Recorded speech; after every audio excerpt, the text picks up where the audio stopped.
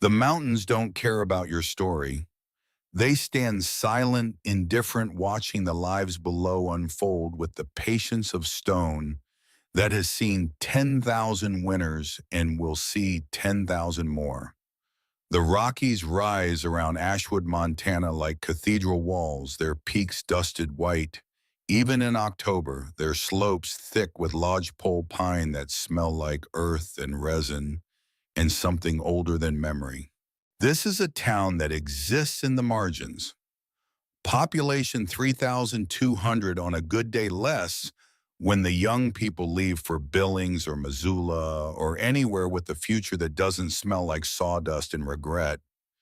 Main Street runs 4 blocks anchored by a hardware store that's been in the same family since 1947, a barber shop with a pole that hasn't spun since the motor died in 2003, and a white-painted Baptist church with a bell that rings at 6 every morning, calling the faithful to a God who may or may not be listening. Riley's Diner sits where Route 89 meets the two-lane county road that leads everywhere else. It's a squat building with aluminum siding, gone the color of old teeth, a flat roof that leaks when it rains hard, and a neon sign that buzzes open 24 hours in angry pink light. The second O flickers like a dying heartbeat. Inside the floor is checkered linoleum, black and white squares, scuffed gray by decades of boots. Red vinyl booths line the windows, their seats cracked and splitting, foam padding showing through like exposed bone. The air always smells the same burnt coffee industrial cleaner and the permanent ghost of bacon grease that has seeped into the walls. The ceiling tiles, the very molecular structure of the building. This is where Caleb Morrison works 4 nights a week from 11 at night until 7 in the morning, making $7.50 an hour, plus whatever tips the insomniacs and long-haul truckers leave behind, which is almost never more than loose change and silence. He is 17 years old and he has been invisible his entire life. Not in any supernatural sense, in the worst sense. The kind where people look right through you like you're a window. They're trying to see past, like your wallpaper in a room they've stopped noticing, like your background music that fades into static the moment they start thinking about anything else. Caleb is tall, just over 6 feet, but he carries himself like someone trying to take up less space.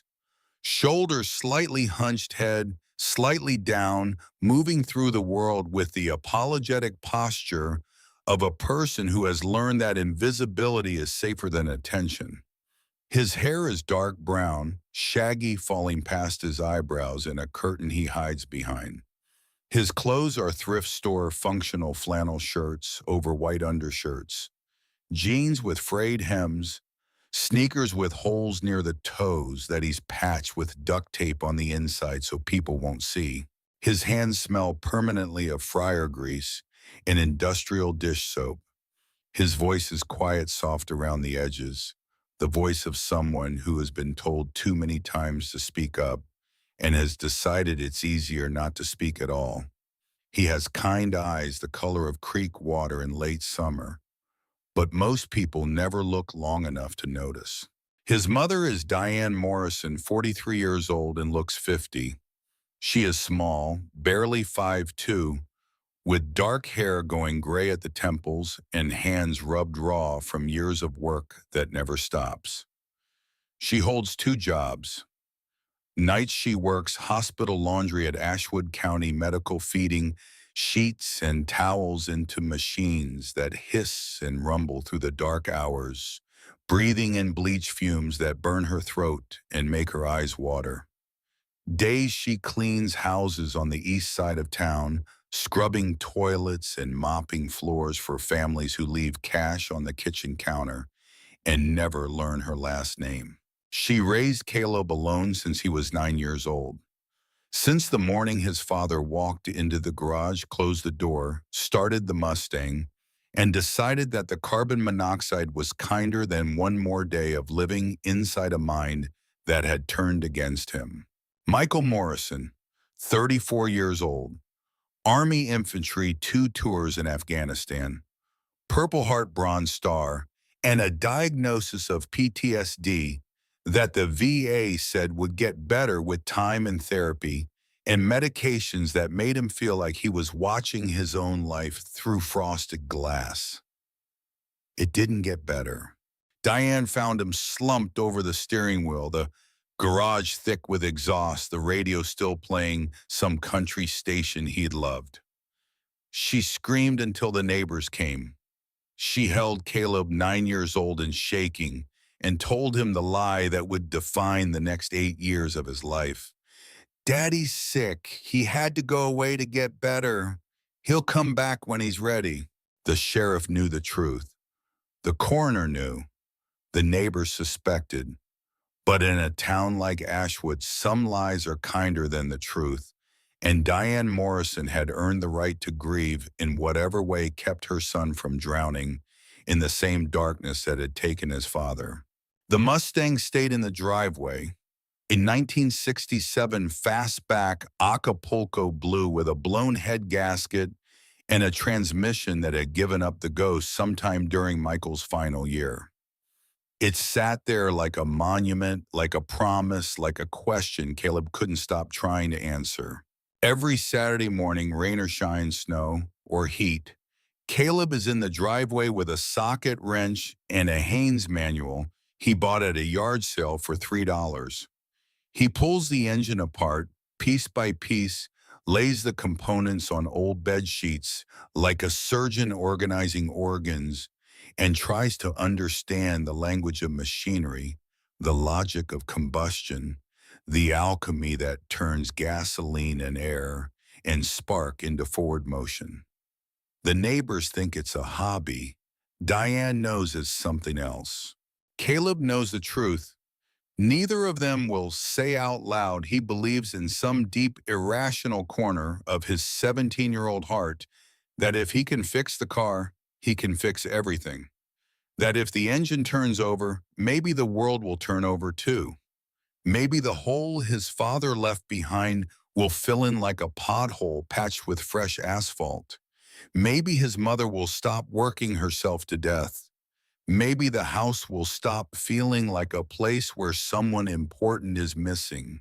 The engine has never turned over, but every Saturday he tries again. Because Caleb Morrison doesn't know how to quit on something, even when the something quit on him a long time ago. It's Tuesday night, October 15th, and the diner is as empty as a church on a weekday. One customer, Earl Kowalski, 72, retired postal worker, sitting in his usual booth near the window, working on a slice of cherry pie and a cup of coffee he'll nurse for 2 hours. Earl comes in every Tuesday, orders the same thing, leaves a $1 tip, and never says more than 10 words. Caleb doesn't mind. Silence is easier than conversation.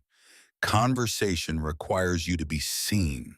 He's behind the counter wiping down surfaces that are already clean when the bell above the door chimes. It's 11:47 at night.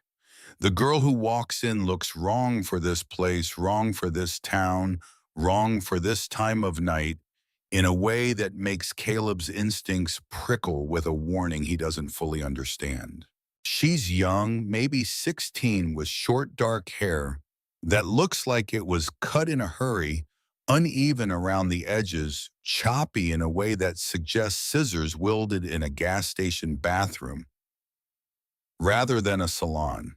She wears a leather jacket at least 2 sizes too big, the sleeves hanging past her knuckles, battered black combat boots dark with rain, and she carries a black duffel bag over one shoulder that pulls her frame to one side with a weight that seems too heavy for someone so small. But it's her eyes that stop him. Storm cloud blue, sharp, alert. They move across the room with a precision that's almost military, scanning the corners, the exits, the old man in the booth, the hallway to the restrooms. She catalogs everything in 2 seconds flat, the way someone does when they've been trained or when they've been hunted. Sloane Blackwood is 16 years old and she's been running for 3 weeks. 3 weeks since she walked out of a life most people would kill for and most people would never understand. Her father is Magnus Blackwood. They call him Iron Jaw. He is the founding president of the Iron Saints Motorcycle Club, a man who commands an army of riders spread across 11 Western states who can make a single phone call and have 50 men appear at a location with no questions asked, who has built an empire on the principles of loyalty, brotherhood, and a code of silence that is enforced with the kind of finality that doesn't require courtrooms. He is 6'4" with a beard like steel wool and arms thick as fence posts covered in ink that tells stories of roads traveled and debts paid and blood spilled in the service of men who would die for him without hesitation. He is rich, powerful, feared in some circles and respected in all of them. He gave Sloane everything a girl could want. Everything except a choice. Sloane didn't want the leather. She didn't want the clubhouse with its stale smoke and its whispered conversations that stopped the moment she entered a room. She didn't want the armed escorts to school the way her classmates looked at her with a mixture of fascination and terror, the way teachers never called on her because calling on Magnus Blackwood's daughter might bring trouble no one wanted. She didn't want to be a chess piece in a game she hadn't chosen to play. She wanted to be ordinary. She wanted to walk into a room and be nobody's daughter, nobody's leverage, nobody's responsibility. She wanted to choose her own life, whatever that looked like, even if it looked like nothing. So she left. She packed a bag at 4 in the morning while her father slept in the room down the hall, unaware that the most important thing in his world was slipping out the back door with $1,400 in savings and a one-way Greyhound ticket to nowhere in particular. She ditched her phone in a trash can in Sacramento. She cut her hair in a gas station bathroom in Redding, watching the dark strands fall into the sink like pieces of the life she was leaving behind. She bought new clothes at a Goodwill in Bend. She ate vending machine crackers and slept in bus station chairs and tried to become nobody. But 3 days ago at a Greyhound stop in Spokane, she made a mistake that changed everything. She grabbed the wrong bag. It was a simple error. The bags looked identical. Black nylon duffel, no name tag, the kind of generic luggage that 1,000 travelers carry through 1,000 bus stations every single day. She slung it over her shoulder and walked off the bus without a second thought, her mind already on the next leg of the journey, the next cheap motel, the next step in her disappearance. It wasn't until she was 2 hours south, sitting in the back of a pickup truck, driven by a rancher who'd offered her a ride, that she unzipped the bag and looked inside. It wasn't her clothes. It wasn't her copy of East of Eden or her toothbrush or the photograph of her and her father from when she was 6 years old before everything got complicated. Inside were bundles of cake, $50,000 rubber banded in stacks of hundreds. And beneath the cash, wrapped in a plastic freezer bag and taped to the lining of the duffel, a small black USB drive. Sloane stared at it for a long time. Her hands began to shake. She knew with the instinct of a girl who had grown up in the shadow of the outlaw world, who had seen men pass envelopes under tables and speak in codes she was never supposed to understand, that she was holding something dangerous. She didn't plug in the drive. She didn't count the money. She zipped the bag shut, got out of the truck at the next gas station, and tried to think. The smart thing would be to leave the bag, walk away, let someone else deal with whatever dark gravity lived inside that black nylon shell. But if someone was looking for this bag, They would trace the Greyhound manifest. They would find the rancher. They would follow the trail of a girl with short hair and a leather jacket, and they would find her. The only way to stay safe was to keep moving and figure out what she was carrying so she could figure out how to give it back without ending up in a shallow grave.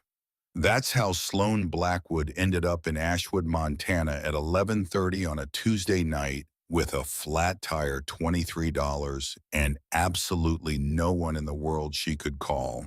Her set-in, a $1,500 beater she'd bought with cash in Spokane, had blown a tire on Route 89 coming into town. She'd limped into the parking lot of the only place with lights still on the neon buzz of Riley's Diner, cutting through the rain like a lighthouse in a storm. She sits in the car for a long time, gripping the steering wheel, watching the rain streak the windshield. She can see the warm yellow glow of the diner interior through the smeared glass. A figure moves behind the counter. One old man sits in a booth methodically eating pie. She looks at the duffel bag on the passenger seat. She looks at the flat tire.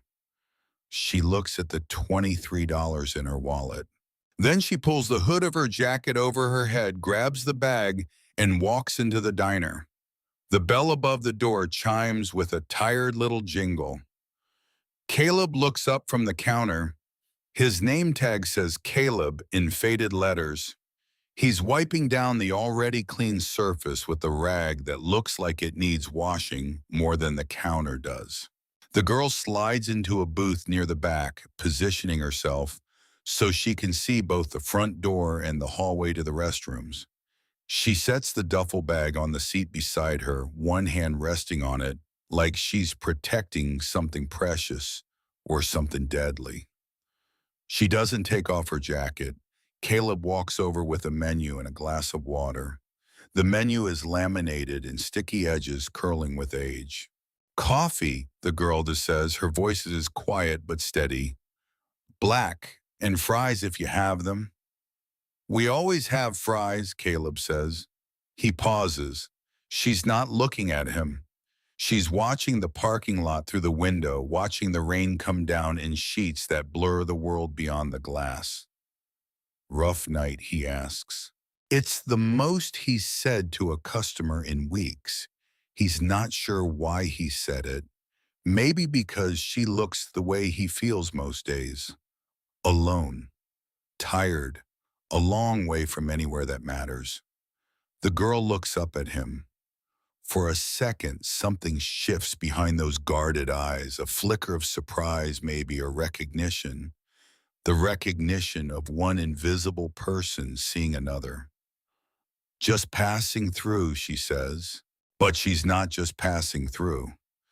Caleb can see the flat tire from the window, the sedan sitting crooked in the parking lot like a wounded animal listing to one side. He doesn't push it. He goes back to the counter, pours coffee, black no sugar, and drops a basket of fries into the fryer. The oil sizzles and pops, a sound as familiar to him as his own heartbeat. For a few minutes, the diner exists in its usual state of quiet suspension. Rain on the roof, hum of the refrigerator, sizzle of the fryer. Earl turns a page of his newspaper. The clock on the wall ticks its slow, steady rhythm. The world outside is dark and wet, and the world inside is warm and small.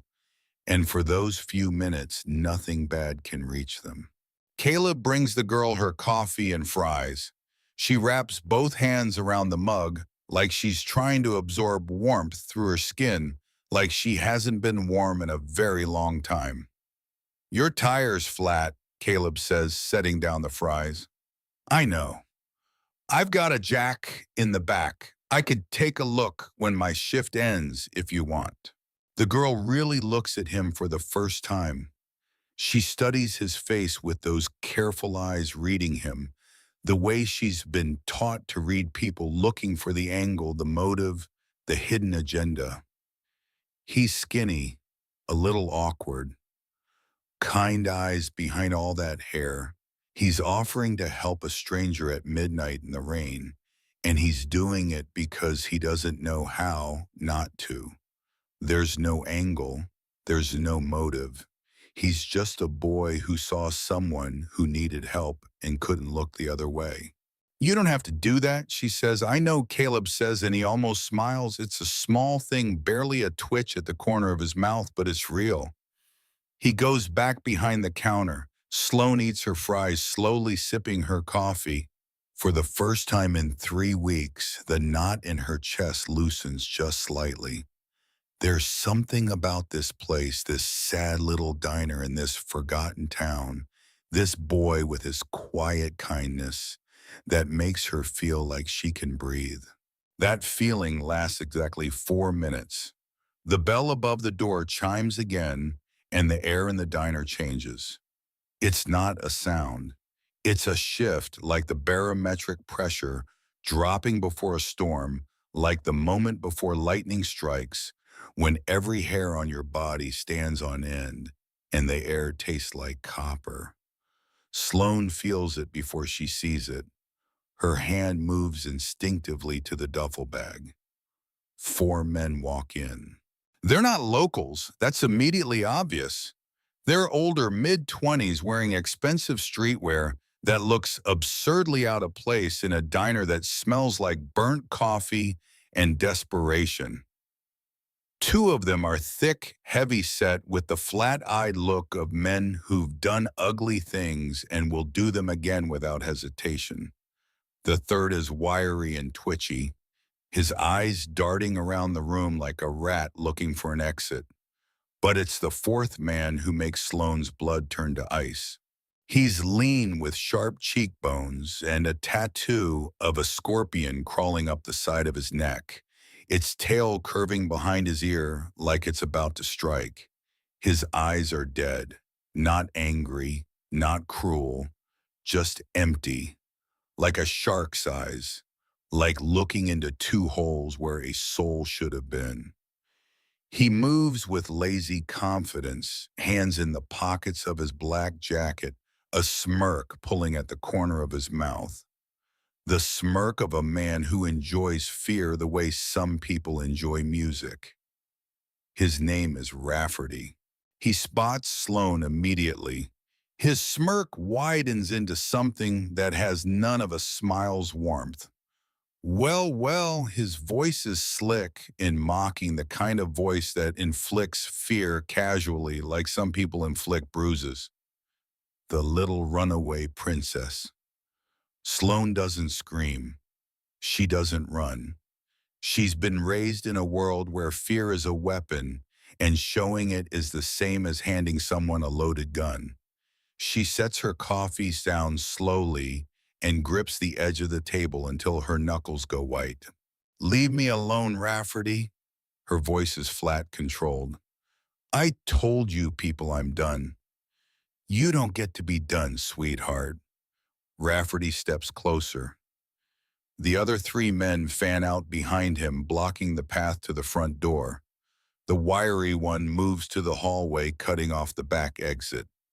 "You took something that doesn't belong to you. My employer is very unhappy. He wants the bag, and he wants you in a car right now." Sloane's mind races. They found her. Somehow, despite the ditched phone, the cut hair, the cash purchases, the careful avoidance of cameras, they found her in 3 weeks across 4 states to a diner in a town nobody's ever heard of. That's not luck.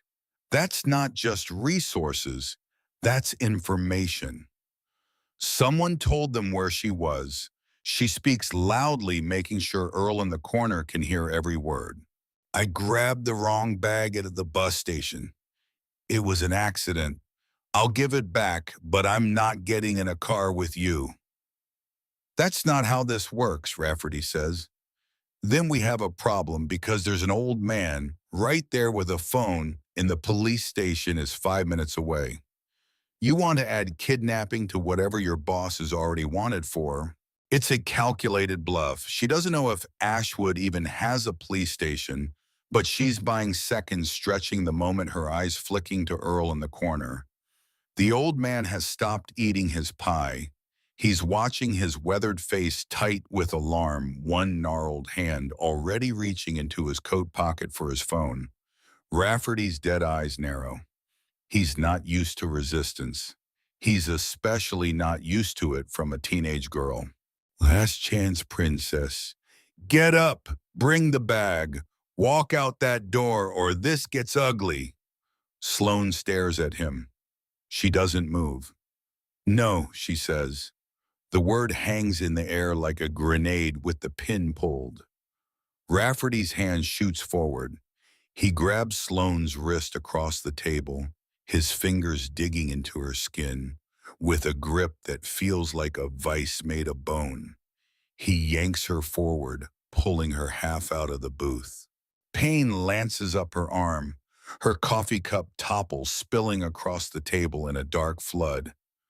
Wasn't asking, he hisses. Behind the counter, Caleb Morrison stops breathing. He's watched the whole thing unfold with a growing dread that started in his stomach and climbed into his throat like something alive. He knows he should stay out of it. These men are dangerous. Clearly dangerous. The kind of dangerous that doesn't exist in Ashwood, that comes from a world Caleb has only seen in movies and news reports. The smart thing, the safe thing, is to duck into the back office, call 911, and hide until the police arrive. That's what any reasonable person would do. That's what his mother would want him to do. Stay safe, Caleb. Don't be a hero. Heroes end up in hospitals. But then he sees Rafferty grab her wrist. He sees the pain flash across her face, quickly smothered, because she's too proud or too stubborn to give Rafferty the satisfaction.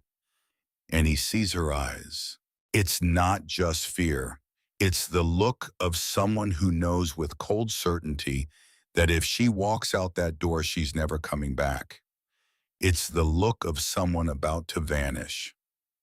Caleb Morrison doesn't think. He doesn't calculate the odds. He doesn't weigh the risks or consider the consequences. He doesn't ask himself whether this is smart or brave or stupid. He just moves. He vaults over the counter.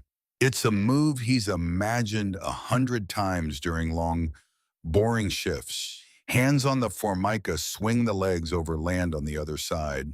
He's never actually done it before. His sneaker catches the edge of a coffee pot and sends it crashing to the floor in an explosion of glass and brown liquid, but he sticks the landing.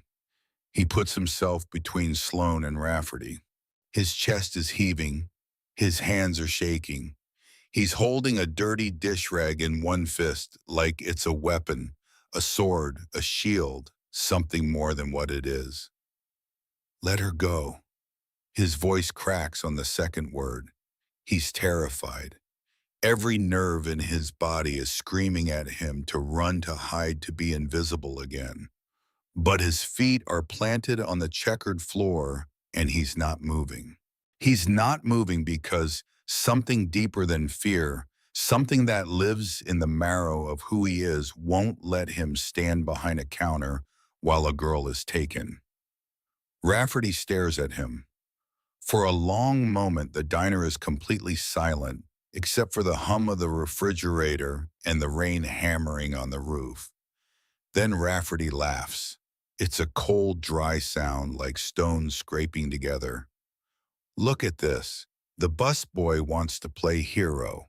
He releases Sloane's wrist and turns his full attention to Caleb, his dead eyes measuring the boy the way a wolf measures prey. Go pour some coffee, kid. This is grown-up business. Let her go, Caleb says again, louder this time, steadier. I'm calling the police, Earl shouts from the corner. His hands shaking but his phone out, jabbing at the screen with arthritic fingers. That's the trigger. Rafferty moves fast, faster than Caleb expected. He pulls a collapsible baton from inside his jacket and flicks it open with a sharp metallic snap. The sound alone is enough to make Caleb's blood go cold, a mechanical click that promises pain the way a cocking hammer promises death. But Rafferty doesn't go for the old man. He swings at Caleb. The baton catches Caleb on the forearm with a crack that echoes through the diner. Pain explodes up his arm, white hot and searing like someone pressed a branding iron against his bone. He gasps, staggering back, but he doesn't go down. Adrenaline raw and animal surges through him like electricity. He shoves Rafferty backward with both hands hard, harder than he knew he could push. Rafferty stumbles, genuinely surprised by the force. "Get him!" he snaps at his men. "Run!" Caleb yells at Sloan. "Go out the back!" Sloan scrambles out of the booth, grabbing the duffel bag. But the wiry man is blocking the hallway, and one of the heavy-set thugs is lunging toward her from the side. Caleb throws himself at the closest man, the one going for Sloan. They crash into a table, sending salt shakers, napkin holders, bottles of ketchup and mustard flying. Glass shatters. Condiments spray across the floor.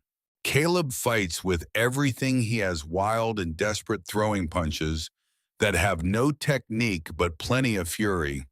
He catches the man square on the jaw with a right hook that surprises them both. The thug stumbles, momentarily stunned. But there are four of them, and they're hired professionals. Sloan doesn't run. She could have. The hallway is momentarily clear while the wiry man rushes to help his friends with Caleb. She could sprint out the back door into the rain and the dark and disappear. She spent 3 weeks running. She's good at it, but she watches Caleb, this skinny kid she's known for 15 minutes, fighting three men twice his size because he couldn't stand by while someone was taken. He's getting beaten badly. A fist catches him in the ribs. A knee drives into his thigh. He keeps swinging, keeps fighting, but he's losing ground fast. Sloan makes a decision. She grabs the nearest heavy object she can find, a full glass bottle of ketchup, the old-fashioned kind, thick and heavy. She grips it by the neck, swings it with both hands, and brings it crashing down on the back of the nearest thug's skull. The bottle doesn't break like in the movies. It connects with a dull, wet thud that vibrates up her arms. The man crumples, instantly hitting the floor like a sack of wet cement. But the distraction costs Caleb his focus. He turns toward the sound for a fraction of a second. That's when Rafferty comes from behind. He's put the baton away. In his hand now is a knife. A 6-inch switchblade with a matte black handle, the blade catching the harsh fluorescent light. Sloan sees it first. "No!" she screams. Caleb turns. Too late and not enough. The blade punches into his side just below the ribs on the left. It goes in deep. Sloan hears the sound, a wet, intimate sound that she'll hear in her nightmares for years to come. The sound of steel entering flesh, of something being broken that can never be fully repaired. Caleb gasps. The air leaves his lungs all at once like someone ripped the plug out of a balloon. He looks down at the knife in Rafferty's hand, still buried in his side, and his expression isn't pain. It's surprise. Pure, uncomprehending surprise, as if his body hasn't yet informed his brain what happened. Rafferty pulls the blade free. The blood comes immediately. Dark, fast, terrifyingly warm. It soaks through Caleb's flannel shirt and spills over his hand as he clutches his side. He falls to his knees, then to his back.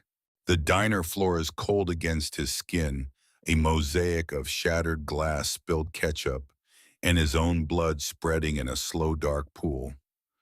Rafferty kicks him once in the chest with cold efficiency. Caleb's head cracks against the tile. "Stupid kid," Rafferty spits.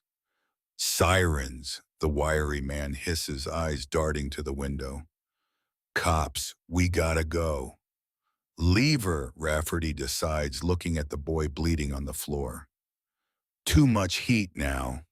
He points at Sloan with the bloody knife. This isn't over. Tell your daddy we're coming for the bay, and for the rest.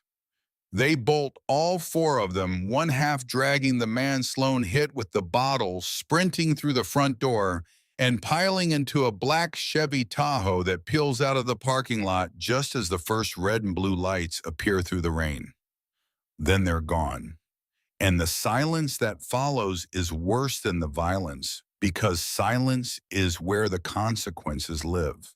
Sloan is on her knees beside Caleb before the echo of the Tahoe's tires has faded. The floor is a war zone, glass ketchup, mustard, and blood. So much blood. It's spreading faster than she thought possible, pooling around his body, soaking into the knees of her jeans warm against her skin. Caleb's face is gray. His eyes are open but unfocused, staring at the flickering fluorescent light above him. His breathing is shallow, rapid, each breath a thin whistle that sounds wrong. Deeply, fundamentally wrong. Sloan doesn't panic. She's grown up in clubhouses where men came in bleeding from bar fights and worse. She's watched her father's medic stitch wounds on kitchen tables while the television played in the background. She knows the basics. She rips off her leather jacket, balls it up, and presses it against the wound in Caleb's side with both hands, leaning her full weight into it. "Stay with me," she says. Her voice is calm, forceful, the voice of a girl who has decided that this boy is not going to die on her watch. "Stay with me, Caleb. Look at me. Don't close your eyes." Caleb blinks. His gaze drifts to her face. He coughs, and blood flecks his lips, pink and frothy. That's bad. Sloan knows it's bad. It means the blade went deep enough to reach the lung or close to it. "You're okay," Caleb whispers. His voice is barely there, a dry rasp like dead leaves on concrete. "They didn't take you." "No," Sloan says. Tears are burning her eyes, but she doesn't let them fall. "Not yet." "No, they didn't. Because of you. You held the line." Caleb tries to smile. It's lopsided and pale, and it breaks something inside Sloan that she didn't know could break. "Good," he breathes. "That's good." Then his eyes roll back and his body goes slack beneath her hands. Earl is beside her, his gnarled hands pressing a stack of diner napkins against the wound alongside hers. His face is white, but his hands are steady, the hands of a man who carried mail bags through blizzards for 40 years and knows how to keep going when the world is coming apart. "Ambulances is coming, girl. 3 minutes. He's strong. He'll make it." Sloan doesn't take her hands off the wound. She doesn't look up from Caleb's face. She keeps pressure. She keeps talking. She tells him to hold on. She tells him the ambulance is close. She tells him she's not going to let him go. She means it more than she's ever meant anything in her 16 years on this earth. 3 minutes feels like 3 hours. The ambulance arrives with the police. Paramedics rush in, take over, cutaway. Caleb's shirt start IV lines. They work fast, their voices clipped and urgent. They load Caleb onto a stretcher and into the back of the ambulance with a speed that tells Sloan everything she needs to know about how bad it is. When people move that fast, it means there's no time to waste. Sloan stands in the middle of the ruined diner covered in blood. Caleb's blood. Her leather jacket is soaked dark. Her hands are red up to the wrists. She's shaking not from cold, but from the delayed shock of adrenaline finally releasing its grip. A deputy tries to talk to her. She can't hear him. The sirens are still screaming in her ears. She follows the ambulance to the hospital. She walks because her car has a flat tire and nobody thought to offer her a ride. She walks 2 miles in the rain carrying the black duffel bag over her shoulder, her boots splashing through puddles that reflect the red and blue lights of patrol cars racing past her toward the diner. She doesn't feel the rain. She doesn't feel the cold.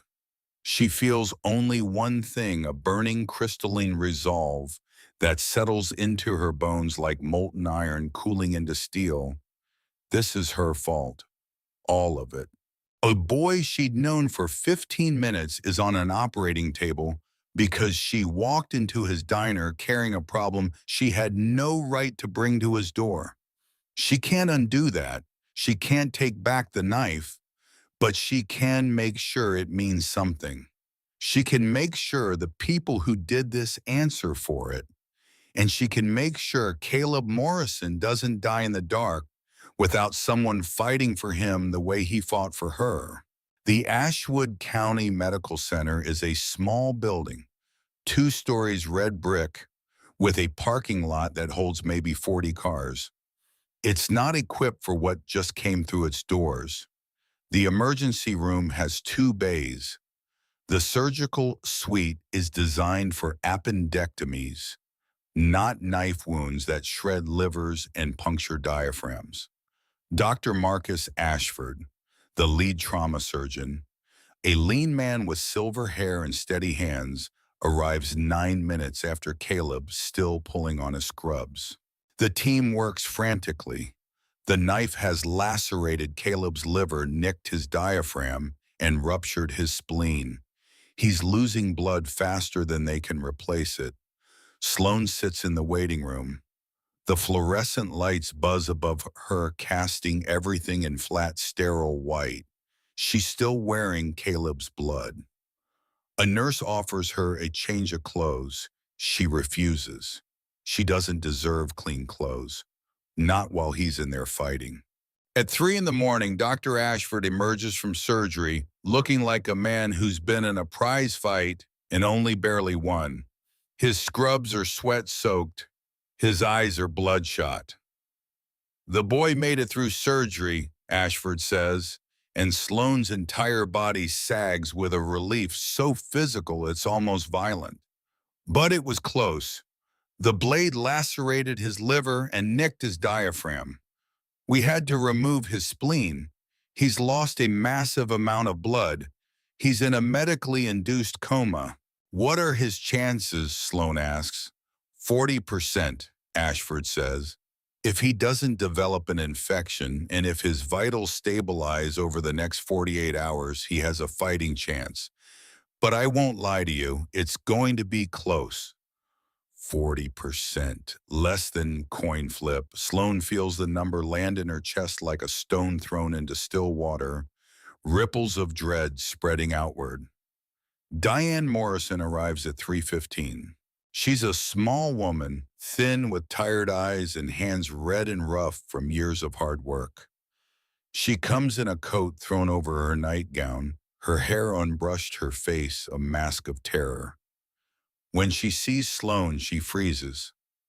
"Are you hurt?" Diane asks, because that's the kind of woman she is.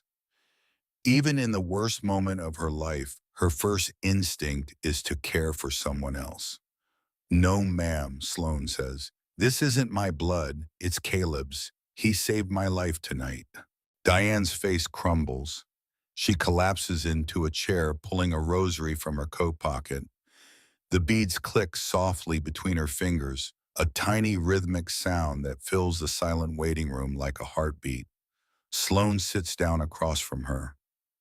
She can't leave. She has to explain.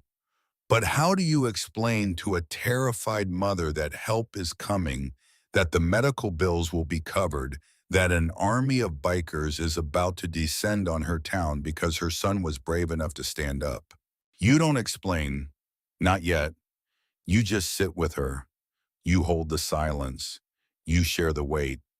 They sit together through the darkest hours of the morning, 2 strangers bound together by a boy's courage and a pool of blood on a diner floor. Diane prays. Sloan watches the clock. The minutes crawl like wounded animals. And then Sloan makes the call that changes everything. She has a cheap prepaid phone she bought in Spokane. She's never used it. She kept it for one purpose, a phone number she memorized, and swore she'd never dial unless the world was ending. The world is ending. She walks to the corner of the waiting room. She dials. It rings twice. Yeah, a deep voice, no hello, no greeting, just a single syllable that sounds like gravel rolling in a cement mixer. Sloan closes her eyes. She hasn't heard that voice in 3 weeks. It sounds like home. It sounds like safety. And it sounds like everything she's been running from. Daddy, she whispers. The silence on the other end is instant and absolute.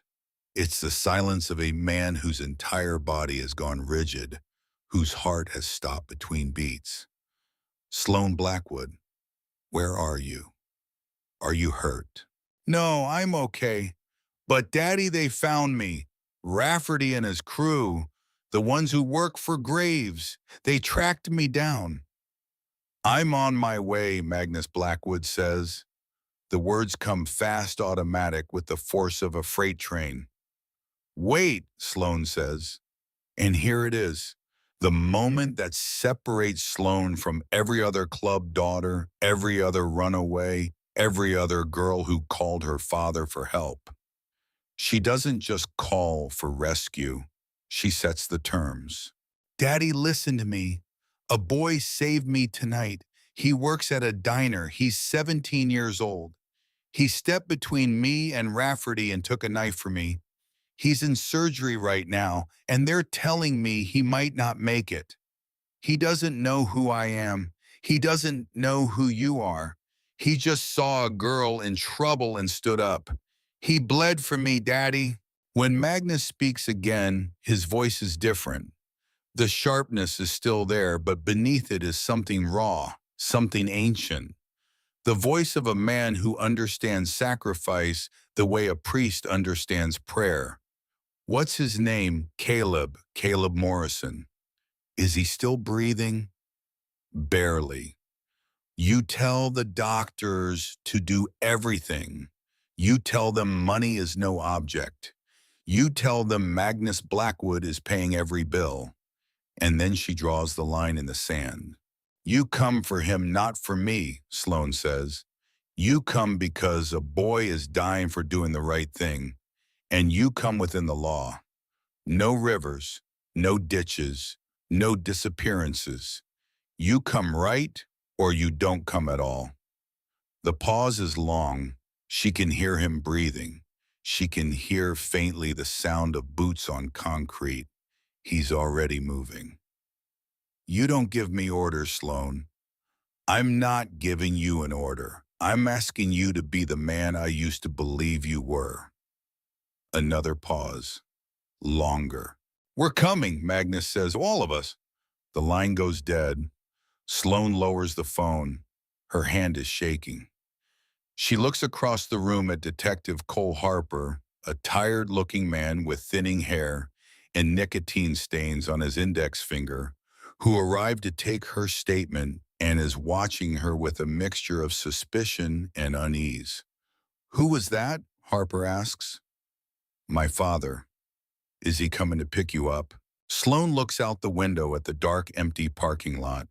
The rain hasn't stopped. It streams down the glass in silver rivulets, distorting the glow of the streetlights. He's coming, Sloan says quietly, but he's not coming alone. It starts around 5:30 in the morning.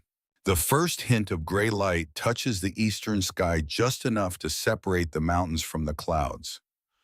Deputy Kyle Harris is parked on Route 89, drowsy, half asleep in his cruiser, the radar gun in his lap. He's not watching for speeders at this hour. He's watching for nothing because nothing ever happens in Ashwood at 5:30 in the morning. He feels it before he hears it. A tremor, subtle at first like a heavy truck on a nearby road. The coffee in his cup holder ripples. The rearview mirror vibrates, then comes the sound. It starts low, a drone like a swarm of hornets far away, but it grows. It deepens. It turns into a roar that isn't a roar but a thunder, a rolling, continuous thunder that shakes the windows of his cruiser and rattles the fillings in his teeth. V-twin engines, the distinctive syncopated heartbeat of American iron. Not one, not 10, hundreds. Harris looks in his side mirror. His jaw drops. Cresting the hill 2 miles back, a wall of headlights appears. They stretch across both lanes of the highway, three abreast, running lights blazing like the eyes of an advancing army. The lead bike is a massive custom Harley Road King, blacked out with ape hanger handlebars, and a rider who looks less like a man and more like a monument carved from granite and leather. Harris fumbles for his radio. Dispatch, this is Harris on Route 89. We have a situation. Multiple motorcycles inbound. I'm estimating, Jesus, I don't know, 100 more. Say again, Harris, motorcycles, a lot of them, headed into town. By the time the sun fully breaks over the ridge, the roar has consumed Ashwood. Citizens waking for work peer through their curtains and see something out of a fever dream.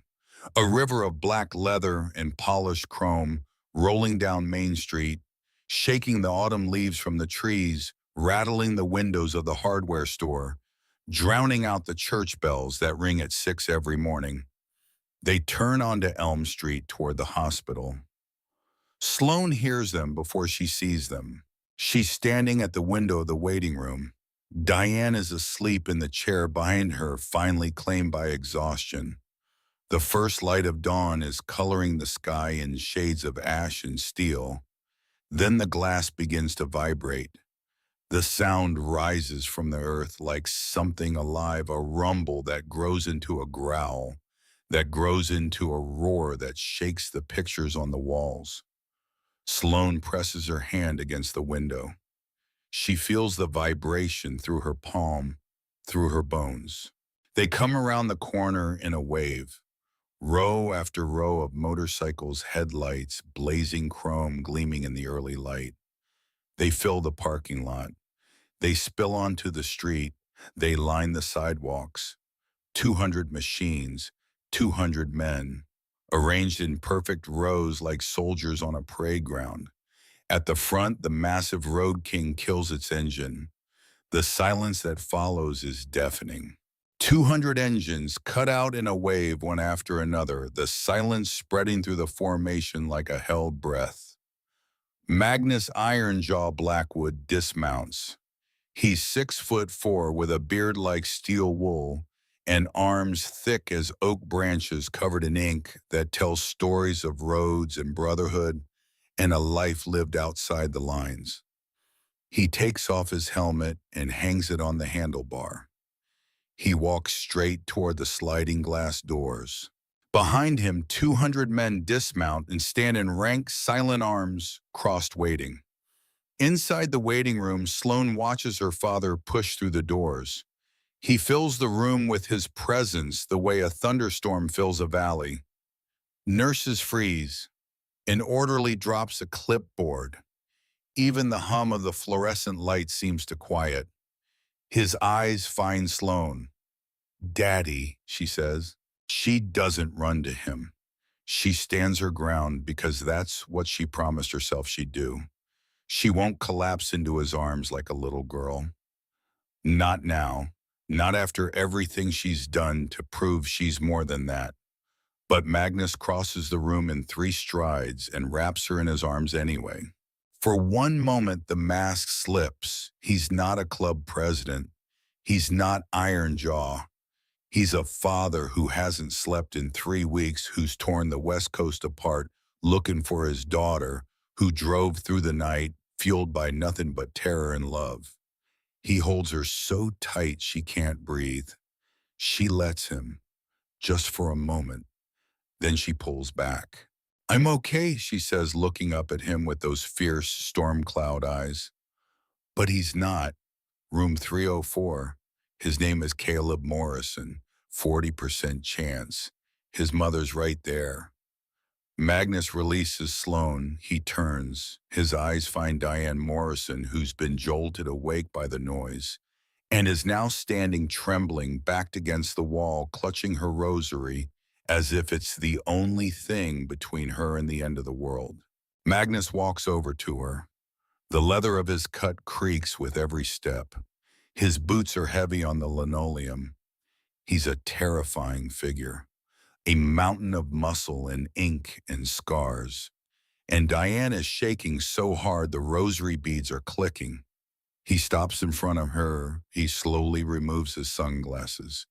His eyes are red-rimmed from the wind and the worry and the long night ride, but they're kind, unexpectedly, unmistakably kind. He goes down on one knee. The president of the Iron Saints kneels on the scuffed linoleum floor of a county hospital in front of a cleaning lady in a nightgown. "Ma'am," Magnus says, his voice a low rumble but gentle reverent. "My name is Magnus Blackwood. Your son saved my little girl's life last night." Diane stares at him. She can't speak. Her lips move, but no sound comes out. "There's no debt I can pay that equals what he did," Magnus continues. "But I promise you this, your boy is under my protection now. He's under the protection of the Iron Saints. The men who did this to him, we're going to find them." He stands and the temperature in the room seems to drop 10 degrees. "And God help them," Magnus says, "because the police won't be able to." Sloane watches from across the room. She watches her father kneel before a stranger, and she sees something she hasn't seen in years. She sees the man she used to believe in, the man who built his kingdom, not on fear, but on a code. Loyalty earned, debts paid, the weak protected by the strong. She set the terms, he's met them, so far. But the sun is barely up, and the hardest part is still coming. By noon, the town holds its breath and waits. The Iron Saints have settled over Ashwood like an occupying army, quiet and disciplined, but unmistakably present. The bikers rotate shifts. Some sleep in the waiting room stretched across plastic chairs. Others patrol the hallways in pairs. The nurses and staff adapt with the resigned practicality of people who have no choice. The bikers are polite. They say please and thank you.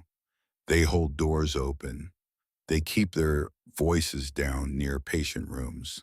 It's by all accounts the most courteous occupation in history. Magnus hasn't moved from the ICU waiting area. Dr. Ashford delivers the morning update. Caleb made it through the night. Vitals stabilizing. Critical 48 hours ahead. Magnus demands whatever resources the boy needs. He orders Boone, his sergeant-at-arms, a wiry man with a shaved head and a scar from his left ear to his chin, to set up a fund for the Morrison family. Mortgage, utilities, food, everything. Diane Morrison will not worry about a single bill. Then Sheriff Dale Guthrie arrives with his deputies and Detective Harper, and the confrontation that follows is as inevitable as it is one-sided. Guthrie demands the bikers leave. Magnus points out they're parked legally. And then Boone announces they found the abandoned getaway vehicle before the police did. A black Chevy Tahoe, stolen plates, out of Salem, ditched on a logging road off Route 4. Sloane watches the exchange from down the hallway. She watches Detective Harper. And she notices something nobody else seems to see. When Boone announces they found the Tahoe, Harper doesn't react with surprise.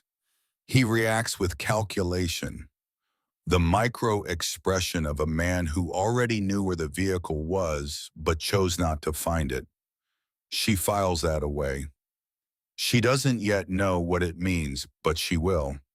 After the police retreat, Sloane waits until her father is occupied with his war council and Diane has fallen asleep again. Then she takes the duffel bag to a small administrative office on the first floor, borrows a laptop from a kind nurse named Ruth, and plugs in the USB drive. The drive contains 3 files, a spreadsheet, a PDF, a video. She opens the spreadsheet first. It takes her less than 30 seconds to understand what she's looking at. And when she does, the blood drains from her face. It's a ledger, dates, names, amounts, payments made by Edmund Graves to law enforcement officers, city officials, judges, and federal agents across 3 states, Montana, Washington, Idaho. The amounts range from $5,000 to $200,000. The dates go back 4 years, dozens of names. Some she recognizes from news reports: a state senator, a Port Authority director, a DEA supervisor. Then a name jumps off the screen and hits her like a fist. Detective Cole Harper, Ashwood County Sheriff's Department, monthly payments of $3,000, 4 years running, last payment dated 6 days ago. The room tilts. The detective investigating Kaleba's stabbings, a man who tried to take her statement. The man who's right now processing the Tahoe is on Edmund Graves' payroll. Everything Harper learns goes straight back to Graves. The investigation is compromised from the inside. She keeps scrolling. The second name is worse. Darren Porter, Prospector Honor Saints, MC, Northern Montana chapter. Payments of $10,000 quarterly, 18 months. Sloane stares at the screen until the letters blur. Porter. She knows him. 22 years old, eager. One of the new prospects her fathers had been grooming for full membership. He was at the clubhouse in Reno the night she left. He was one of the men assigned to watch over her. He knew her habits, her favorite bus routes, the Greyhound stations she'd mentioned wanting to visit. He fed her location to Graves' people. He's the reason Rafferty found her in a diner in a town nobody's ever heard of. She opens the PDF, financial routing numbers, shell companies, wire transfers totaling hundreds of millions of dollars. This is the entire digital skeleton of Edmund Graves' money laundering operation. She closes the laptop. She doesn't open the video file yet, but she knows what it must contain. She's seen enough. Sloane sits in the quiet office and thinks. Her first instinct is to go to Magnus, but she knows her father. If she tells him that Porter betrayed the club, sold out, his daughter Porter will disappear. A logging road, a shallow grave, and if that happens, the evidence is tainted. Lawyers will argue fabrication. Graves walks free. The evidence needs to be exposed cleanly, legally, through a process that will hold up in a courtroom. She slips the USB drive into her jeans pocket and goes to find Porter. He's in the hospital cafeteria, sitting alone picking at a sandwich. His prospect cut looks like it doesn't fit him properly. His eyes are nervous. When Sloane sits down across from him, something flickers across his face. Guilt. She confronts him directly. She lays out the facts. She watches his composure shatter. He confesses. They said nobody would get hurt, he whispers through his fingers. They said they'd grab the bag and let you go. I didn't know about the knife. I swear to God, Sloane, I didn't know. Why, she asks. Porter looks up. His eyes are wet. My uncle, Judge Thomas Warren. Graves had him killed 2 years ago. Made it look like a heart attack. But I knew, and nobody would listen. So when Graves people approached me, said they'd help me get revenge on the club for not protecting my family, I believed them. I thought I was doing the right thing. You weren't working for revenge, Sloan says quietly. You were working for the man who killed your uncle. Porter's face crumples. I know. I know that now. Jesus Christ, what have I done? She records every word on her prepaid phone. 27 minutes of confession. Then she takes the recording to Boone and explains why Magnus can't know yet. If Dad finds out Porter's dead, and if Porter's dead, the confession is worthless. We need him alive. We need him to testify. Boone handles it. Porter loses his cut. He's put on a bus with a one-way ticket to Seattle and instructions to stay in a specific motel until the FBI calls. He doesn't come back. After Boone disappears down the stairwell, Sloan walks to the restroom at the end of the hallway. She locks the door. She stands at the sink and looks at the stranger in the mirror. Short hair, dark circles, a smear of dried blood on her neck, and then it hits her. All of it. The knife going into Caleb's side, the sound, the blood on her hands, the walk in the rain, Diane's face, Porter's confession, the weight of the USB drive in her pocket. She grips the edge of the sink. Her knuckles go white. The sob comes from somewhere deep, somewhere she sealed shut 3 weeks ago. It tears through her chest like a fist. She presses her hand over her mouth, muffling the sound. Because even now, even alone, she can't bring herself to let the world hear her break. She cries for 2 minutes. Exactly 2 minutes. She times it the way you time a wound that needs to drain before you stitch it shut. She lets the pain come, lets it wash through her, lets it shake her body and blur her vision. Then she turns on the faucet, splashes cold water on her face, wipes her eyes, breathes. Enough, she says to her reflection. Not harsh, not cold. Just the quiet, resolute command of a girl who's given herself permission to be human for 120 seconds and is now choosing to be a fortress again. She unlocks the door and walks back into the hallway. Sloan sits with Caleb in the ICU that afternoon. He looks impossibly young against the white sheets, the tubes, the IV lines, the monitors, a landscape of fragility. But his chest rises and falls with a rhythm that's steady. Steady as alive. She holds his hand. His fingers are cold but warming. I don't know if you can hear me, she says quietly, but what you did matters. It wasn't wasted. You stood up for a stranger, and that stranger is going to make it count. I promise. She squeezes his hand and thinks she feels the faintest pressure in return. She chooses to believe it's real. Then she hears the footsteps in the hallway and something prickles at the base of her skull. 2 people walking. Their footsteps are sharp, crisp, the click of hard-soled dress shoes on linoleum.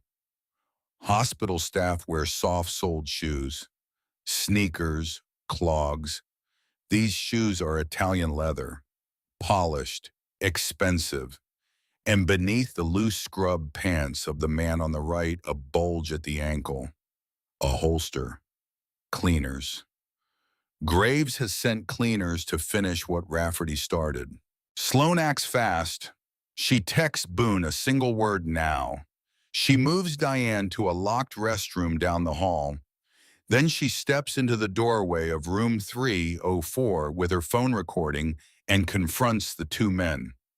Can I help you? She asks, her voice loud, clear, carrying down the hallway.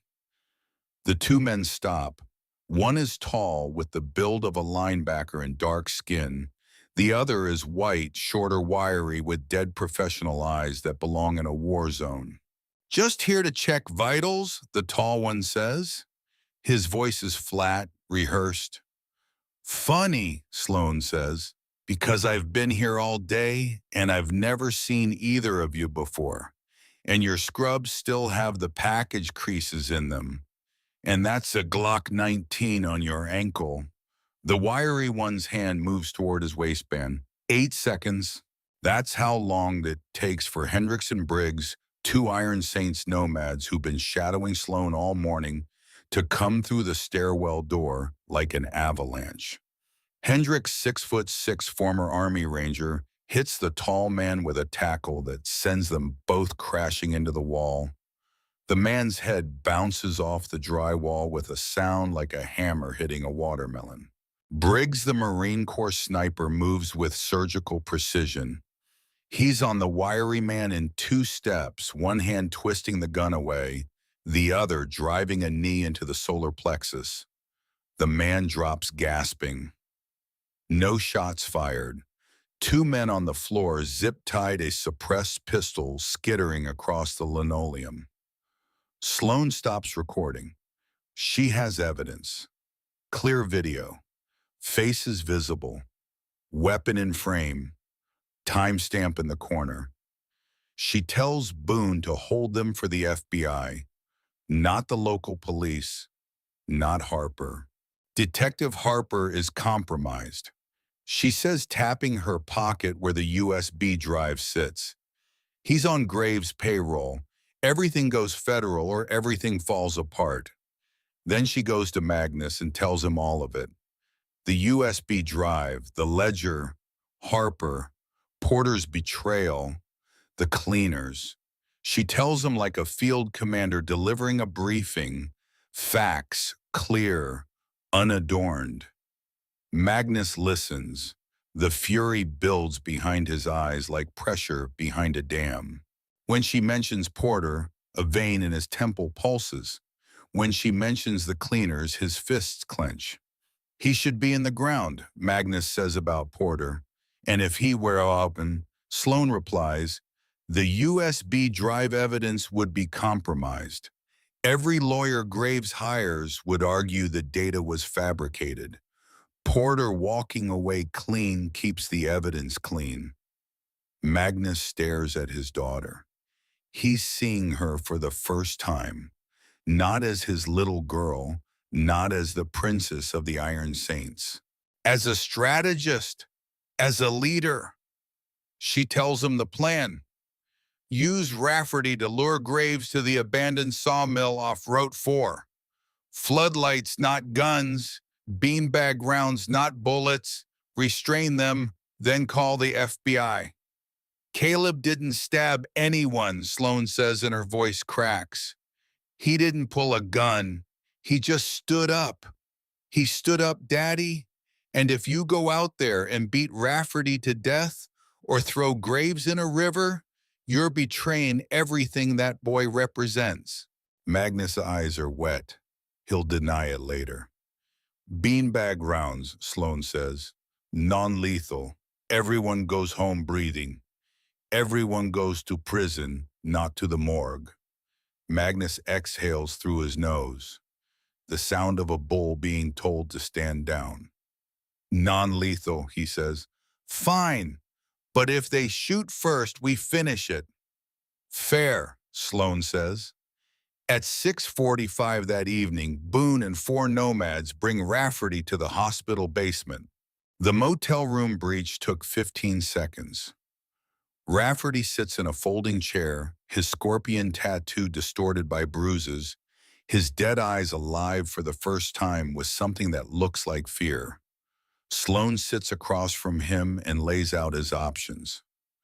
Call Graves and lure him to the sawmill, or face 25 to life as a co-conspirator with no one to cut a deal with. Rafferty calculates. Gears turn. Exits close. He makes the call. Midnight, he says into the phone. The old Clearwater Mill. Bring the payment. I've got the girl and the drive. Graves agrees. Before she leaves the hospital, Sloan stops at room 304 one last time. She stands over Caleb's bed and memorizes his face. the shaggy hair pushed back by a nurse, the bandages white against white. I'm going to do something tonight that scares me more than anything I've ever done, she says. But I keep thinking about you, about the way you jumped over that counter with nothing but a dish rag. You didn't have a plan. You didn't have backup. You just moved because it was right. So I'm going to move too. And when you wake up, this is going to be over. All of it. I promise. She touches his hand. His skin is warm, warmer than it had been that afternoon. She walks out without looking back. The old Clearwater sawmill sits on a high bluff overlooking the Yellowstone River fork, a skeletal ruin of rusted corrugated metal and rotting timber that's been surrendering to the Montana elements for decades. The main warehouse is a vast cathedral-like space, 2 stories of open floor beneath a lattice of still catwalks and overhead beams. The roof is half gone, stripped by winter storms, letting in the sky in the rain. Sloan arrives at 9:30, 3 hours early. She's drawn the layout on a napkin. She's identified catwalks, machinery positions, blind spots, choke points. She's calculated sight lines and positioned 6 high-intensity construction lamps, each capable of throwing 14,000 lumens. She's made Boone repeat the plan twice and corrected him when he got a detail wrong. She's 16 years old and she's commanding a military operation. The nomads move through the sawmill like ghosts. Several are former military. 2 did tours in Afghanistan. Briggs, the Marine Corps sniper, knows how to set an ambush the way a surgeon knows how to hold a scalpel. They rig the floodlights in the rafters, wired to a single switch that Sloan will hold from the catwalk 30 feet above the floor. Each man carries a shotgun loaded with beanbag rounds. Each man also carries a sidearm with hollow points in case the world stops listening to good intentions. Magnus takes his position at midnight. He stands alone in the center of the warehouse, a solitary figure in the vast dark space lit by a single work lamp that casts his shadow across the debris like a sundial marking the final hours. Rafferty sits tied to a chair behind him, gagged and bruised a prop in the final act. Sloan climbs to the catwalk at 11:45. The metal rungs are slick with rain and rust. She crouches behind the railing, the floodlight switch in her left hand, her phone in her right. She looks down at her father standing alone in the dark and feels a terror so profound it nearly buckles her knees. If this goes wrong, he'll be first in the crossfire. She pushes the fear down, locks it away. There will be time for fear later. Right now, there's only the plan. At 12:07, Boone's voice crackles in her earpiece. 2 SUVs, black Cadillac Escalades, armored. Military grade. Sloane's stomach drops. She'd planned for 4, maybe 5 men, not armored vehicles and professional soldiers. Hold positions, she says. Nobody moves until I say. The Escalades roll through the loading bay door like hearses. Dark, deliberate. They stop 20 yards from Magnus. 6 men step out. Not street criminals, private military contractors. They move with fluid, lethal economy, checking corners, scanning darkness, suppressed carbines at low-ready night vision goggles atop their heads. Then Edmund Graves steps out. He's a disappointing figure. Small, slight, wearing a charcoal wool overcoat that probably cost more than Diane Morrison makes in 6 months. Thin hands, wire-rimmed glasses, the officious manner of a man who views the world as a series of transactions. He holds a black umbrella over his head, fussy and precise, even in a ruin. But there's something else. A fourth figure emerges from the second escalade, stumbling hands bound a black hood over his head. One of the contractors rips off the hood. Judge Thomas Warren, 68 years old, thin, pale, bruised, very much alive. Sloane's breath catches. The Judge Graves supposedly had killed 2 years ago. The reason Porter joined Graves. The lie that started everything. Graves kept him alive, tortured him, used him, and now he's using him as a human shield. "You're not Rafferty," Graves says, his voice bored. He checks his cuticles. "Rafferty's indisposed," Magnus says. "I'm the father." Graves sighs. "The biker. I was hoping to abide this. It's all so theatrical." He gestures to his men with a lazy wave, the way someone might gesture to a waiter. "Kill him, find the girl, find the drive, burn the building. I have a flight to catch." 6 rifles rise. 6 red laser sights converge on Magnus' chest. But one of the contractors shoves Judge Warren forward, holding him as a shield between Magnus and the shooters. "Can't shoot through a federal judge," the contractor says with a cold smile. Sloane's hand tightens on the switch. The plan is falling apart. They can't shoot without hitting Warren. "Now," she says into her mic. She throws the switch. The warehouse explodes with light. 84,000 lumens, all directed downward, turning the darkness into a blinding white inferno. The mercenaries' eyes, adjusted to near total darkness, are hit with the wall of light that's physically painful. 2 stumble backward. 1 drops to a knee. The night vision goggles catch the reflected glare and become instruments of torture. The nomads move fast and hard from behind the machinery, from the shadows, from positions the mercenaries hadn't been able to check, because Sloane had placed the lights to create specific blind spots. 2 beanbag rounds drop the first mercenary. A second goes down the same way, but the remaining 4 adapt in seconds. Combat veteran training kicks in through the shock. 2 drop behind the armored escalades and begin returning fire. Controlled, aimed, bursts. The suppressed carbines make a sound like angry whispers. Rounds spark off machinery, shatter a floodlight, send debris flying. Then the sound Sloane's been dreading. A cry of pain from the shadows. Briggs. A round caught him in the thigh as he advanced along the east wall. He goes down, dragging himself behind a steel column, blood soaking through his jeans. His jaw is clenched, his hands pressing against the wound. Below her, Magnus charges a mercenary who's come around the escalade. 240 pounds, propelled by fury. He lowers his shoulder and hits the man like a freight train, slamming him into the vehicle hard enough to dent the armored panel. But the mercenary fires as he's being hit. A round tears through Magnus's leather cut and carves a furrow across his left shoulder. Magnus roars, not in pain, in anger.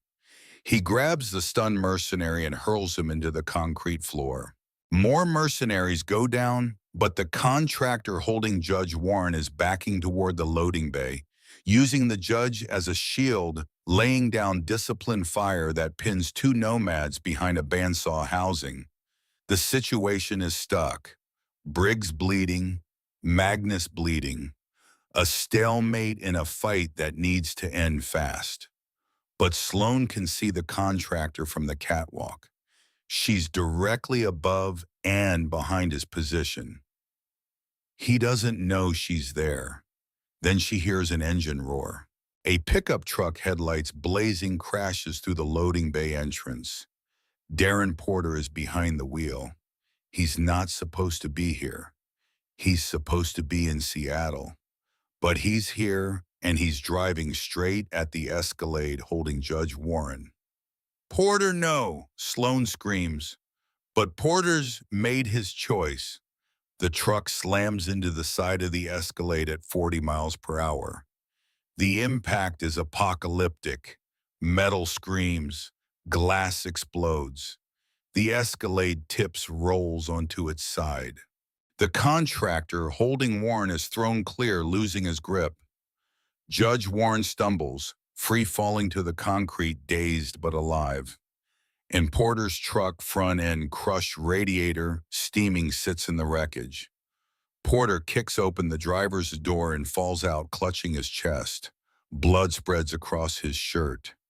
He was shot during the approach, hit by fire from one of the contractors as he accelerated toward the Escalade. Get the judge, Sloan yells. Hendricks sprints forward, grabs Warren, drags him behind cover. The remaining mercenaries are disoriented, their formation broken. The nomads press the advantage. More beanbag rounds. More men on the ground. But Porter's on his knees in the open, exposed, bleeding.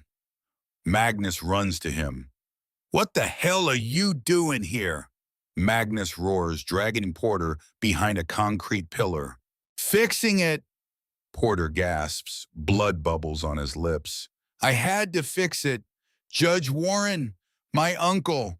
I couldn't let him die because of me. Magnus presses his hand against Porter's chest wound. The blood wells between his fingers, warm and unstoppable. Medic, Magnus shouts.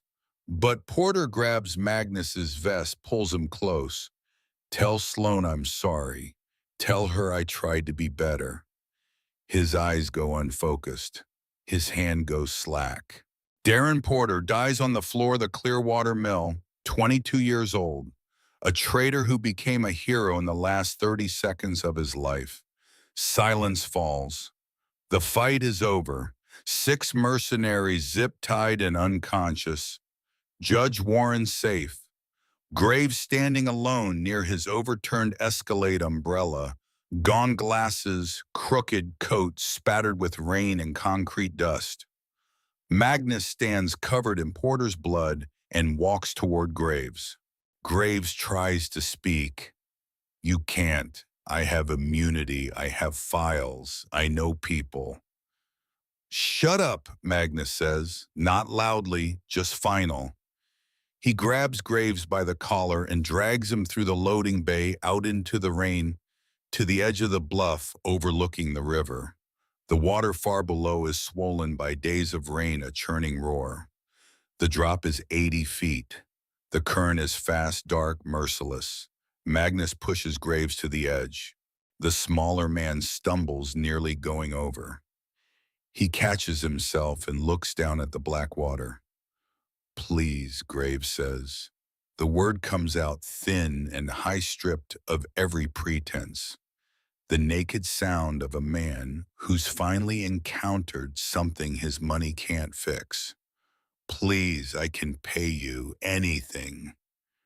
Name a price. Boone appears at Magnus' side. He looks at the river, then at Graves, then at Magnus. River's deep, Boone says quietly. Current's fast. Nobody would ever find him. Magnus stands at the edge of the bluff, rain streaming down his face, blood running down his arm. He looks at the man who sent killers after his daughter, the man who ordered a 16-year-old girl brought in or killed over a USB drive, the man whose greed put a knife in the side of a 17-year-old kid who was guilty of nothing except courage. He thinks about the river. He thinks about how easy it would be. One push, a short fall, the cold water and the current washing everything clean. The old Magnus would have done it. The man he'd been 5 years ago, 10 years ago, wouldn't have hesitated. Blood for blood. The books balance with the body. Then he hears the footsteps behind him. Light footsteps, quick and sure. Sloan appears at the edge of the loading bay. She soaked her short hair, plastered to her forehead, her face pale in the rain. She has a cut on her palm from the floodlight housing blood running between her fingers and mixing with the rainwater. She walks toward her father. She doesn't run. She doesn't shout. She walks with the measured, deliberate pace of someone who knows exactly what she's about to do and exactly why. She stops 3 feet from the edge. "Daddy," Sloane says. Magnus doesn't look at her. His jaw is locked, his muscles rigid. The rain runs into his eyes and down his beard. "Daddy, look at me." He turns his head just enough to see her. "The boy in that hospital," Sloane says, and her voice is steady despite everything. "He didn't kill anyone. He didn't break any bones. He didn't throw anyone off a cliff. He walked into a fight with armed men carrying nothing but a dish rag, and he won. Not because he was stronger, because he was better. He was better than them, and he was better than this." She gestures at the scene, the bluff, the river, the weeping man at the edge. "If you throw him off that cliff, you prove every person who ever called you a thug right. Every cop, every prosecutor, every reporter who said the Iron Saints are just criminals with motorcycles. And you prove Caleb wrong. You prove that standing up, doing the right thing, bleeding for a stranger, none of it matters, because in the end, the biggest fist wins." Magnus stares at her. His eyes are burning, not from the rain, from something deeper, something tearing through walls he'd built over decades. "He ordered them to kill you," Magnus says. His voice is raw, broken in places he didn't know could break. "He sat in his car and said the words, 'Kill her,' like you were nothing, like my baby girl was a line item on a ledger." "I know," Sloane says, "and that's why this has to go to court. That's why the world has to hear those words. Not in a river, not in the dark, in a courtroom, on the record, where it counts." She takes a step closer, close enough to touch him. "If you do this, I lose you, not because you'll go to prison, because I'll never be able to look at you the same way again. And I just got you back, Daddy. I just started seeing the man I used to believe in. Don't take that away from me." The silence between them is absolute. Even the rain seems to hold its breath. Magnus looks at his daughter. He looks at Graves. He looks at the river. He releases his grip. Graves collapses onto the wet ground, gasping, curling into himself like a child waking from a nightmare. His expensive coat ruined. His glasses gone, fallen into the mud. He weeps without sound, his body shaking. Magnus steps back from the edge. He turns away from the river and faces his daughter. The rain runs between them like a curtain. "Call the sheriff," Magnus says. His voice is quiet now, drained.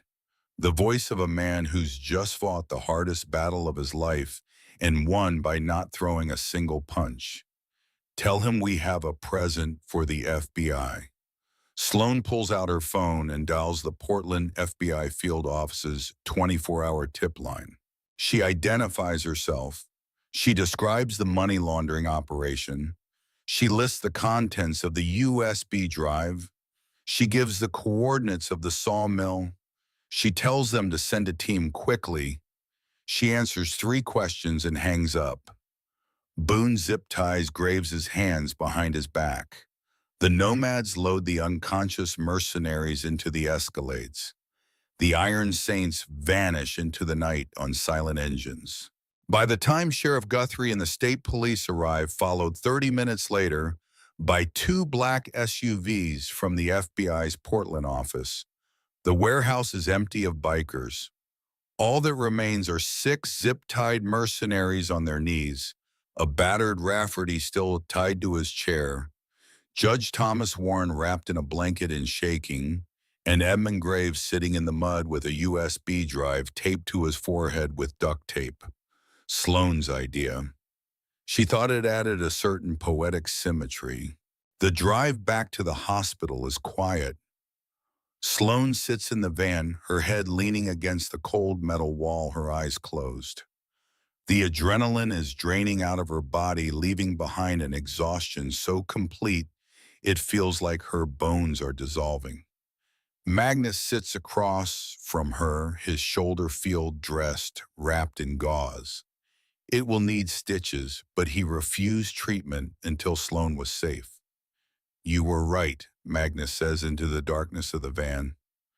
Sloane opens her eyes. About all of it. Porter, Harper, the plan, the river, about Caleb, about what he represents. He looks at his scarred knuckles, the tattoos covering his arms, the leather cut that's defined his identity for 3 decades. I've spent my whole life living by a code. Loyalty, strength, blood for blood. And I thought that was enough. I thought that was what made a man. But that kid in the hospital, he never lived by any code. He never swore any oath. He just saw someone in trouble and stood up. No backup, no army, no plan, just him and a dish rag and more guts than any man I've ever known. He looks at Sloane, his eyes are wet. You asked me to be the man you used to believe in. I don't know if I am that man, Sloane, but I'm going to try. Sloane reaches across the van and takes her father's hand. His fingers are rough, scarred, calloused from decades of gripping handlebars and making fists. She holds him gently. That's all I ever wanted, she says. They ride the rest of the way in silence. Father and daughter, the storm and the mountain, connected by something stronger than blood, stronger than code. Connected by the choice to be better. Caleb Morrison opens his eyes on a Friday morning. The first thing he sees is the ceiling. White acoustic tiles, each one dotted with tiny holes lit by a fluorescent panel that casts a flat antiseptic glow. The second thing he notices is the beeping, a steady rhythmic pulse from somewhere to his left. The third thing is the pain. A deep, hot line of fire along his left side from his ribs to his hip, pulsing with every heartbeat. He tries to move. His body rebels instantly. Easy, a voice says, soft, urgent, familiar in a way he can't immediately place. Don't try to move. You've got about 40 stitches and a missing spleen. The doctor said you're supposed to lie still for at least another week. Caleb blinks. He turns his head slowly, carefully, and sees her. Sloane is sitting on the wide windowsill, one knee pulled to her chest. She looks different from the girl who walked into the diner 5 nights ago. The oversized leather jacket is draped over a chair, laundered but still carrying a faint shadow of rust brown that no amount of detergent can fully erase. She wears a gray hoodie instead, soft and worn. Her face is clean, her short hair pulled back, and her storm cloud blue eyes are fixed on him with an intensity that makes the room feel very small. You're okay, Caleb says. It's not a question. It's the first thing his brain produces. The thought that's been frozen in place since the moment the world went dark on the diner floor. Yes, Sloane says. She smiles, and it's the first genuine, unguarded smile she's allowed herself in weeks. I'm okay, because of you. Did I win, T? Caleb asks. His voice is a dry crackle, and it hurts to speak, but the corner of his mouth turns up. Sloane lets out a breath that's half laugh, half sob. You won. You held the line and the cavalry came. They're gone, Caleb. Rafferty Graves, all of them. The FBI has them. It's over. Good, Caleb whispers. His eyes drift shut for a moment, the morphine pulling at him. That's good. Another voice, warm, breaking with emotion. Caleb opens his eyes again. His mother is there. Diane stands beside the bed, her hand pressed to her mouth, tears streaming down her face. She hasn't slept in 5 days, has barely eaten, has worn a path in the linoleum between the waiting room and the ICU. But in this moment, with her son's eyes open and focused, she looks like a woman who's just witnessed a resurrection. Hey, Mom, Caleb says. Diane collapses forward, wrapping her arms around him as gently as she can, pressing her face into his shoulder, her body shaking with sobs that she's held back through days of terror and prayer. My boy, she whispers, my brave, stupid, wonderful boy. Caleb winces at the pressure at his side but doesn't complain. He holds his mother with his free arm and lets her cry. After a while, the door opens. The air shifts the way it always does when Magnus Blackwood enters a space. Not because he's loud, because he's a force, and forces don't need to announce themselves. He's not wearing his cut today. Dark t-shirt that strains across his broad chest, heavy denim jeans, left arm in a sling, the shoulder wound bandaged beneath the fabric. But he can't hide what he is. He fills the doorway like a wall. His beard is the color of iron filings. His arms are mapped with ink that tell decades of stories. He carries a motorcycle helmet in one hand and a small paper bag in the other. Caleb's eyes widen. You're him, the dad. I am, Magnus says. His voice is quiet, almost reverent, as if he's entering a church. He walks to the bedside, his boots making barely a sound. He looks down at the bandages, the tubes, the fragility of a 17-year-old kid who worked at a diner and had never been in a fight before the one that nearly killed him. Magnus extends his hand. It's massive, engulfing Caleb's completely, but he doesn't squeeze. He holds the boy's hand with a gentleness that seems impossible for a man that size. You saved my world, son, Magnus says. His voice is thick with an emotion he spent a lifetime suppressing. There aren't words for that.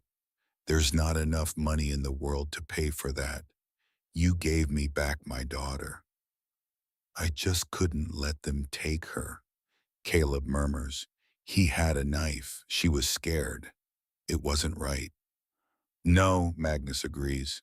It wasn't right, and most men would have run. Most men would have hid. You stood up. He releases Caleb's hand and reaches into his pocket. He pulls out a set of car keys and places them on the bedside table. My boys went by your house, Magnus says. We saw the Mustang in the driveway. Transmission was shot. Head gasket was blown. Caleb winces. Yeah, I was saving up. It's fixed, Magnus says. New transmission, new engine, new paint. We even fixed the AC. It runs better than the day it rolled off the lot. Caleb stares at him. The car. The car he's been trying to fix every Saturday for 8 years. The car his father left behind like a broken promise wrapped in rusted metal. Fixed, running, whole. Then Magnus reaches into his other pocket and pulls out a second set of keys. Heavier. The key fob bears the silver shield of Harley Davidson. I figured a young man who stared down a knife deserves something with a little more soul, Magnus says. Something that understands the win. There's a 2024 Iron 8 8.3 Sportster in your garage. Matte black. Custom exhaust. Paid in full. Insurance and registration handled. Caleb looks at the keys in his palm. His throat is tight. His eyes are burning. I can't accept this, he whispers. You're not accepting a gift, Caleb, Magnus says, his tone shifting from warm to solemn. You're accepting a tribute. He looks at Diane, who's watching from the other side of the bed, her eyes wide with disbelief. We set up a trust in your name this morning, Magnus says. Full ride, tuition, books, housing, engineering school, medical school, whatever you choose. The Iron Saints are picking up the tab. Diane covers her mouth. A sound escapes her that's somewhere between a gasp and a prayer. Mr. Blackwood, you don't have to. I do, Magnus says, cutting her off gently. He bled for my family, Mrs. Morrison. My family will sweat for his. That's the code. He turns back to Caleb. Your family now, kid. You understand. You have brothers in every state. You ever have trouble, you ever feel unsafe, you make one call and we answer. Caleb looks at his mother. She's radiant, her exhaustion and grief transformed into a pride so fierce it seems to fill the room with light. He looks at Sloane watching from the windowsill with a smile that reaches her eyes for the first time since they met. For the first time in his life, Caleb Morrison, the invisible boy from Ashwood, the background character in his own town, feels seen. He feels valued. He feels like he matters. Thank you, Caleb whispers. Magnus steps back. He gives the boy a sharp, respectful nod, the kind a commanding officer gives a soldier who's proved himself under fire. No, Magnus says, thank you. He walks toward the door. He pauses in the frame, looks back at Sloane, and something passes between them. A question asked and answered without words. Then he walks out, his boots heavy on the linoleum, leaving the door open behind him. Sloane sits with Caleb for a while after Magnus leaves. Diane has gone to call her sister to share the good news, to cry happy tears into a phone in the hallway. The room is quiet except for the beep of the monitor and the distant rumble of 200 engines beginning to stir in the parking lot below. They're leaving, Caleb asks, looking toward the window. Yeah, back to the road, back to their lives. And you? The question hangs in the air like a held note. Sloane looks out the window at the sea of chrome and leather assembling in formation below. She can see her father's Road King gleaming black in the autumn sun, waiting at the head of the column. She could go with them. She could ride home back to Reno, back to the clubhouse, back to the life she was born into. Her father would welcome her. The club would celebrate. She'd be the president's daughter again, shielded, protected, untouchable, or she could choose something else. I'm not going with them, Sloane says quietly. Caleb looks at her. I'm going to stay here for a while. Help your mom while you recover. Get my feet under me. I'm going to enroll in school, finish my diploma, apply to college. She pauses. Law, Sloane says, and the word feels right in her mouth, solid and true like a key turning in a lock. I spent my whole life watching people solve problems with fists and money and fear. I want to learn how to solve them with words, with evidence, with the law. She looks at him and there's something luminous in her expression, a clarity that comes not from desperation but from conviction. You changed something, Caleb. You didn't throw a punch. You didn't pull a weapon. You stood in front of a girl with a dish rag and said no, and that was enough. That was more powerful than 200 motorcycles. I want to spend the rest of my life being that kind of powerful. Caleb is quiet for a long moment. Then he smiles. A real smile wide enough to crease his pale cheeks and make the pain in his side feel very far away. Law school, he says, that's going to make your dad's head explode. Sloane laughs, a real laugh, sudden and bright and surprised. The laugh of a girl who'd forgotten she was capable of it. He'll survive. He's tough. A knock at the door, soft. Boone stands there holding a black leather vest. He hands it to Sloane without a word and walks away. She brings it back to the bed and holds it up so Caleb can see. It's not a full member's cut. It's high-quality leather, clean and new without the patches and rockers that mark a patch member. But on the left breast, a single patch is stitched in white thread against the black leather, protected by the iron saints. My dad left this for you, Sloane says. She drapes it over the back of the chair beside Caleb's bed. Wear that and nobody anywhere will ever touch you again. From the parking lot below, the sound begins to rise. It starts as a low rumble, like the first tremor of an earthquake vibrating through the walls and the floor and the glass. Then it grows building in layers, engine after engine, joining the chorus until the sound is a living, breathing force that shakes the pictures on the walls and makes the water in the pitcher on Caleb's bedside table tremble. 200 engines roar to life in unison. Sloane walks to the window and looks down. The formation is perfect. 3 abreast stretching back through the parking lot and onto the street. A river of black and chrome flowing toward the highway. At the head Magnus Road, King rumbles with deep, unmistakable authority. She places her hand against the glass.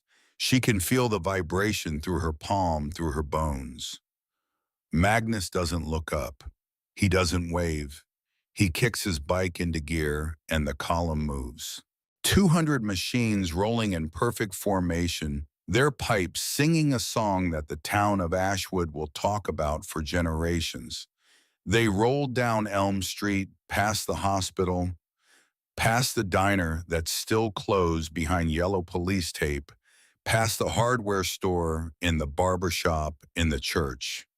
They turn onto Route 89 and head for the highway, the sound of their engines fading slowly like thunder rolling away after a storm. Sloane watches until the last taillight disappears beyond the ridge. Then she turns back to the room. Caleb is watching her. His eyes are heavy with morphine, but they're warm. You really aren't going, he says. No, Sloane says. She sits back down on the windowsill and pulls her knee to her chest. I'm done running, Caleb.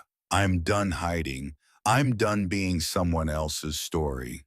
She looks out the window at the empty road, at the quiet town settling back into its ordinary rhythm, at the pale October sun climbing above the ridge and spilling golden light across the valley. This is where I start my own, she says. The legend of Ashwood spread the way all great stories do. In whispers at first, then in louder voices, then in the kind of full-throated telling that happens in diners, in barber shops, and around fires when the night is long and the audience is willing. They told the story of the boy who stepped between a girl and a knife with nothing but a dish rag and his own 2 feet. They told the story of the girl who called an army but commanded it with her conscience. They told the story of the father who knelt before a cleaning lady and chose the law over the river. And they told the story of the night that 200 engines shook a town awake and reminded it what thunder sounds like when it comes to answer courage. Caleb Morrison made a full recovery. He graduated from high school, enrolled in engineering school on the Iron Saints scholarship, and eventually opened his own restoration shop in Billings, specializing in classic American muscle cars and vintage motorcycles. The matte black iron 883 Sportster sat in the front window of his shop for years, polished and gleaming, a reminder he never needed to explain to anyone. The Ford Mustang his father had left behind ran for another 100,000 miles before Caleb finally retired it to the back of the shop. Not because it was broken, but because it had done its job. It had taught him that some things are worth fixing even when the world tells you to give up. Sloane Blackwood finished high school in Ashwood. She graduated valedictorian. She went to college, then law school. She passed the bar on her first attempt. She never wore the leather again, but she kept a photograph of her father in her office next to a framed menu from Riley's Diner, the one with the coffee ring stain and the ketchup smear that might have been ketchup and might have been something else. She specialized in federal prosecution, and in her first year as an assistant district attorney, She helped bring down a corruption ring that spanned 2 states. The USB drive had been the first domino.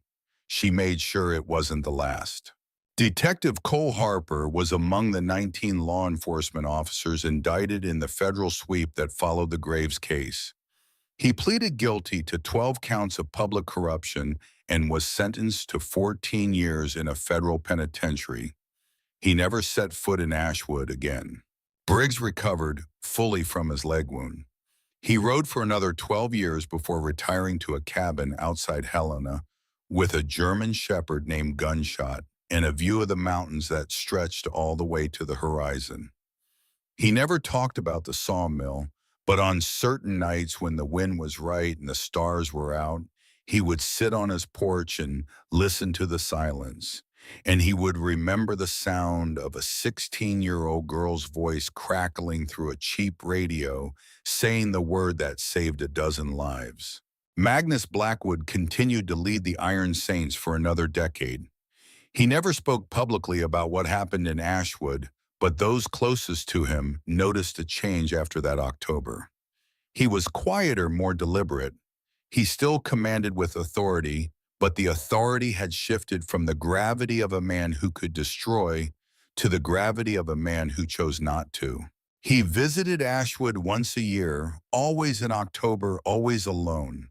He would park his Road King outside Riley's Diner, which had reopened under new management, with a fresh coat of paint and a working neon sign, and he would sit in the booth where Caleb had served coffee to a girl with storm cloud eyes, and he would drink his coffee black and leave $100 tip on the table.